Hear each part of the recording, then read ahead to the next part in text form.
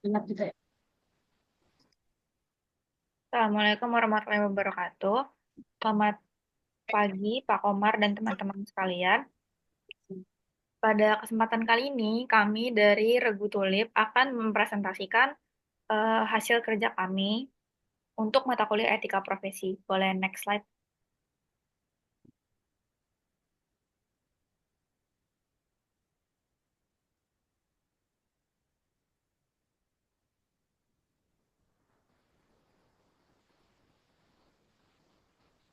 Oke, jadi kami dari Regu Tulip beranggotakan saya sendiri Eugenia Graciela Maya, lalu ada rekan saya ada Talita Dalilah Diva, ada Anggi Permatasari, ada Juan Kamaluniam, Triseptiani, dan juga Intan Eka Savitri.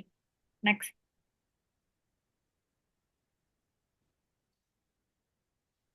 Oke, jadi kami dari Regu Tuli pada kesempatan kali ini akan memaparkan kasus ransomware pada Rumah Sakit Harapan Kita dan Rumah Sakit Darmais.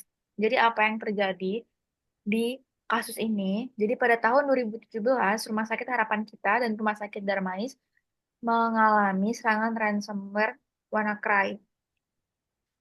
Apa itu serangan ransomware?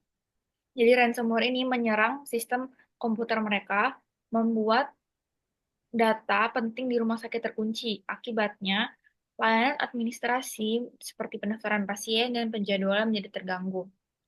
Meskipun layanan medis darurat tetap berjalan, tetap harus melakukan banyak proses secara manual karena IT-nya lumpuh secara total. Peralatan medis yang terhubung dengan jaringan juga terganggu. Selanjutnya akan dipaparkan oleh Anggi.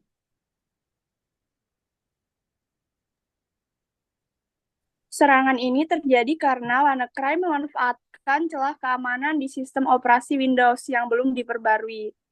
Pelaku serangan meminta tebusan dalam bentuk Bitcoin untuk membuka kembali akses ke data yang terkunci.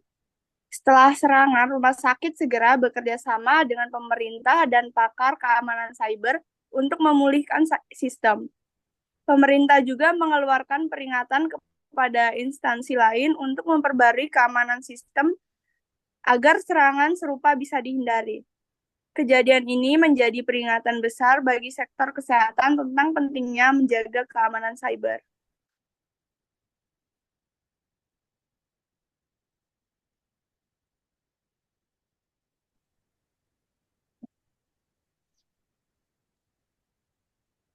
Selanjutnya adalah kode etik IT.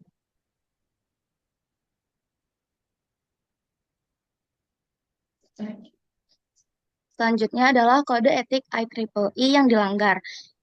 Poin pertama, menghormati keselamatan, kesehatan, dan kesejahteraan masyarakat, masyarakat. Serangan ransomware ini langsung berdampak pada keselamatan dan kesejahteraan pasien rumah sakit. Pelaku secara langsung menyebabkan gangguan pada layanan medis dan administrasi yang bisa membahayakan keselamatan pasien.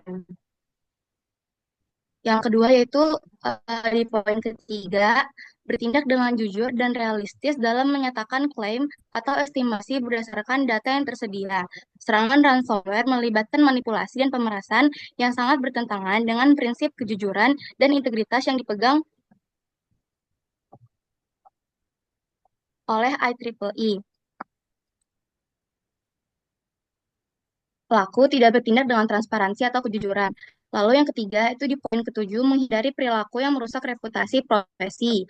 Tindakan cyber jahat seperti ini merusak reputasi para profesional teknologi dan mencoreng industri komputasi secara umum. Selanjutnya yaitu kode etik ACM yang dilanggar.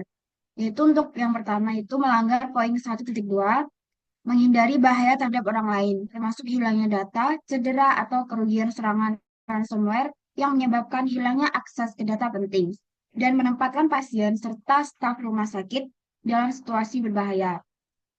Kemudian melanggar kewajiban profesional untuk tidak membahayakan orang lain. Untuk yang kedua yaitu poin 1.6 yang mana menghormati privasi orang lain dan menjaga kerahasiaan data medis sangat sensitif. Dan dengan menginskripsi serta mengunci data pelaku telah melanggar privasi pasien. Kode etik ACM menuntut penghormatan penuh terhadap privasi dan kerahasiaan data. Kemudian yang ketiga itu menggunakan keterampilan dengan hati-hati dan penuh pertimbangan terhadap dampaknya perilaku ransomware, menggunakan keterampilan komputasi mereka dengan cara yang tidak etis dan tanpa mempertimbangkan dampak negatif yang ditimbulkan, terutama terhadap masyarakat dan sektor kesehatan, yaitu di poin 2.3. Selanjutnya, itu kami menerima pertanyaan dari kelompok lain. Silakan dibacakan. Em, jadi untuk pertanyaannya itu terdapat dua pertanyaan. Di pertanyaan pertama itu yaitu apa dampak serangan ransomware WannaCry terhadap operasional Rumah Sakit Harapan Kita dan Rumah Sakit Darmais?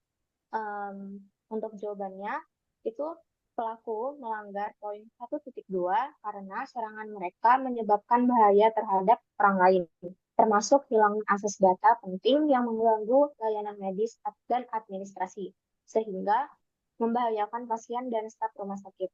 Pelaku juga melanggar poin 1.6 karena tidak menghormati privasi pasien dan melanggar kerahasiaan data medis dengan mengenkripsi serta mengunci data sensitif tersebut untuk keuntungan pribadi.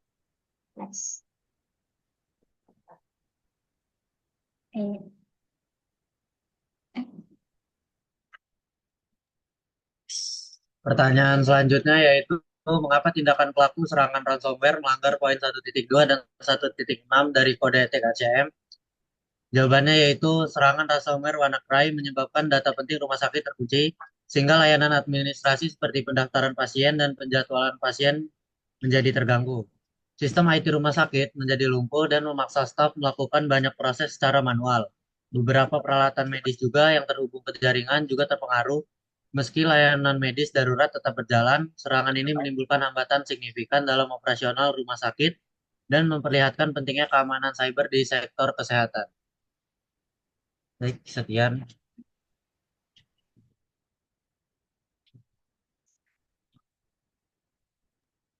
Oke, sekian eh, presentasi dari kami, sekaligus juga eh, pertanyaan dan jawaban dari teman-teman lain yang kami terima. Mohon maaf apabila ada kesalahan kata. Assalamualaikum warahmatullahi wabarakatuh. Waalaikumsalam.